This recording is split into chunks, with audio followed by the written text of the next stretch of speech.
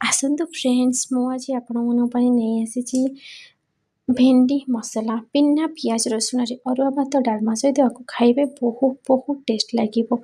आमे केमती बनैबा चलतु। प्रथम भेंडी को मु धोईदेवी, धोई देकी गोटा काटिदेवी, मसला माने मझीरू फाड़ करदेवी, तापर मझीरू काटिदेवी। माने गोटाक भेंडी मु 4 खंड करी काटिची। बड़ भेंडी छोट भेंडी हेले 2 खंड, मझीरू खाली जीरा हला।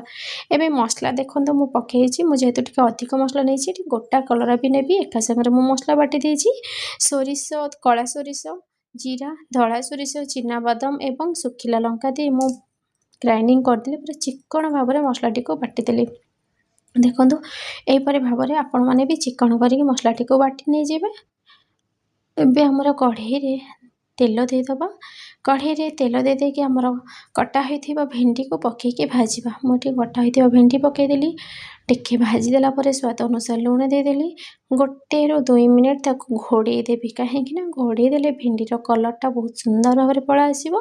आ जहाँ टिके लाल भी अंश आसीथिबो तापरे आमे घोड़ेबानी से लाल अंश से मरी जो। देखो मु 2 मिनिट पई घोड़े देली। घोड़े देला परे भेंडी रे लाल अंश बहुत भाव में आसीगला। ताकू मु आ घोड़ेबिनी टोटाल भी। सेथिरे हमर बटा होइथिबा मसला मु देली। मु एठी 3 ରୁ 4 चामच देइछि, जेहेतु मु हाफ केजी भेंडी नेइथिली। एबे मु सेथिरे हळदी गुंड देदेबी।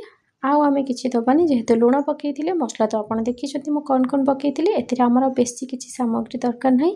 आकु ध्यान देबे, टोटाल भी घोड़ेबेनी। जदि पारिबे ता ऊपर टिके तेल देदेबे, आउ लाल अंशटा जल्दी मरि जिवो। एई परि भाव में 5 ରୁ 7 मिनिट भितर भेंडी मसलाटी आराम से हेइ जिवो।